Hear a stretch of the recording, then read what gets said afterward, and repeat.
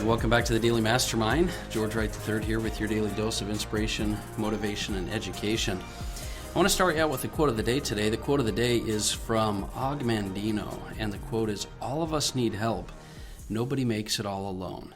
I think that's a great thought, especially in this day where we are spending a lot of efforts on our own and by ourselves.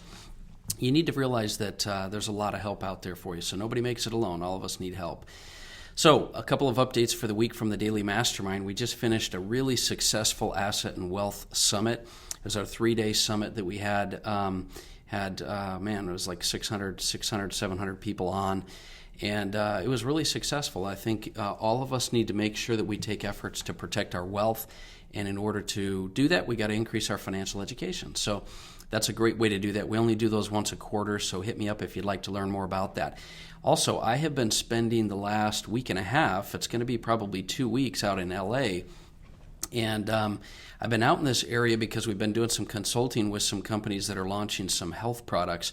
And as many of you know, I'm not just a content creator, I am a businessman. So as many of you know, I stay pretty busy. So a lot of things coming down the pike there. Love to be able to get you in the loop on that. But more importantly, I think I'm learning a lot of lessons that I'll be able to share with you as well from some of the international business we're doing and various things in the health market. Okay, so now over the next little while, we're going to be talking about the launch of our Mastermind Academy, and I'm excited to be able to do some more mentoring on an ongoing basis, on a weekly basis, with my partner Robert Stuberg. But today I want to talk to you about something I've heard many times over the last couple of weeks, and that is this concept of trusting your gut and learning to trust your intuition. And I've gotten this primarily from an individual by the name of Jamie Kern Lima, who's an American entrepreneur. Jamie is the founder of It Cosmetics. She actually started this like out of her living room and sold it for $1.2 billion. That's right, with a B, $1 billion. And she has a new book out called Believe It. And that's about believing in yourself and believing in your intuition. Now, I've been hearing Jamie do interviews all over on the podcasts that I listen to, like Ed Mylett and Gary Vaynerchuk. She's also been all over social media, and I've learned quite a few things from her. And sometimes, and this is the point that I wanted to make, sometimes the lessons that we learn, we've heard many times in our life. You know, we've heard those in our life, and we've heard them over and over and over, and it just needed to be the wording in such a way that resonated with us or kept us to a place where, or maybe it was the timing, or it was the person that said it, or it was even a situation in our lives. But I feel like I've gotten some messages over the last little while that I felt were pretty unique and impacted me, and I've learned these from, these interviews that have happened with Jamie over the last couple of weeks. And so I wanted to share a few of those messages with you. I wanted to kind of talk to you a little bit about those. And the first one is to trust your gut. We all have intuition, and I think if you think about it, deep down inside, you know that you've got your gut telling you certain things in life. And that's kind of our compass, our North Star that we can use. The problem is there's so much noise in the environment that it drowns out your intuition. And she has really hammered home to me, and I'm sure you as well, I want to make this message loud and clear, that you need to learn to trust your gut. You need to learn to trust your gut because regardless of the situation and regardless of the result, you can't go wrong by following your intuition and following your inner voice. And so trusting your gut is something I really would encourage us all to do more of.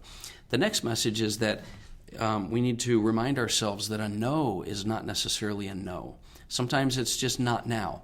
But sometimes it is that the timing's not right. And another way to look at that, and the part that hit me really well, is and that sometimes a no is there for our benefit, even though it's not a no permanently. She tells a story of how she originally was trying to get on QVC, and the producer of QVC, she thought for sure, they were down to their last $1,000, and she thought for sure she was going to get accepted with her cosmetic product on QVC.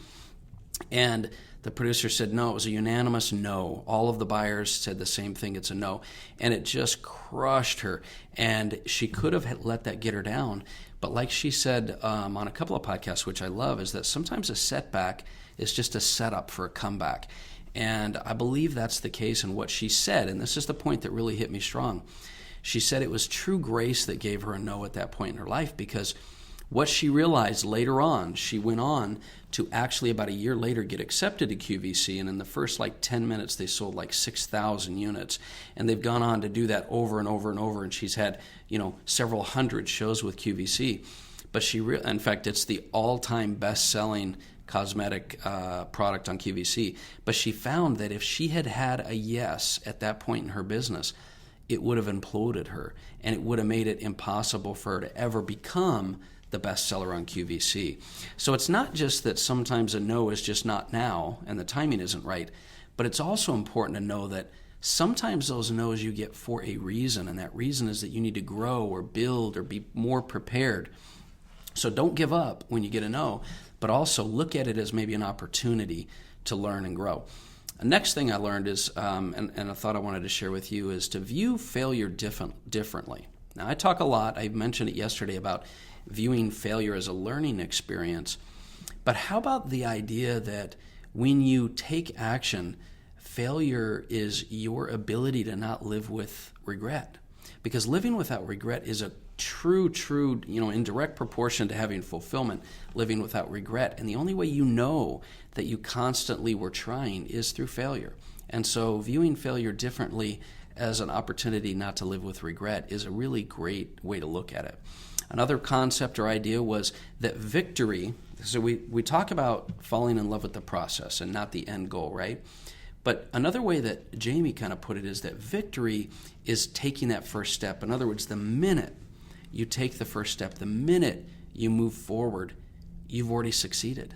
You've already succeeded, and so you can stack these victories up. But if you realize that victory is in taking the step, then it's going to allow you to enjoy the process more, and I thought that was pretty unique.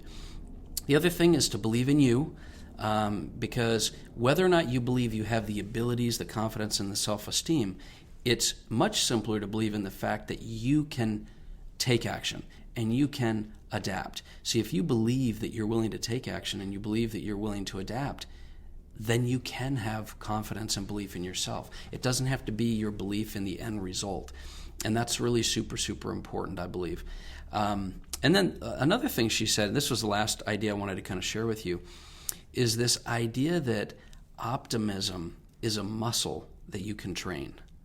So many of you have probably tried to do meditation, for example, and you've tried, and your mind's just constantly coming up with your task lists and things popping into your mind. And so you find it hard to meditate. But much like meditation, it takes training and practice. You're not going to get it up front. You're going to need to try to train yourself to meditate. Well, optimism is the same thing. I had a conversation just recently with a partner where we were talking about why certain people are always optimistic. And I think many of us believe at times that you're just kind of wired that way or not. But I don't believe that's the case. And Jamie made that same point. Optimism is a muscle that you train. You have to be patient with yourself. You have to learn to continue to get back up. And optimism is something that, like I said yesterday in our podcast, the neurons that wire together fire together. And so the more you're optimistic, the more you choose optimism, the more you have a setback and then you decide to be positive or find the good in it, the more your brain will choose optimism, the more you practice gratitude and things like that. So that's really, I think, a powerful message as well. So these are the kind of thoughts I had for you. Trust your gut. No is not a no. View failure differently. Believe in yourself and train your optimism muscle.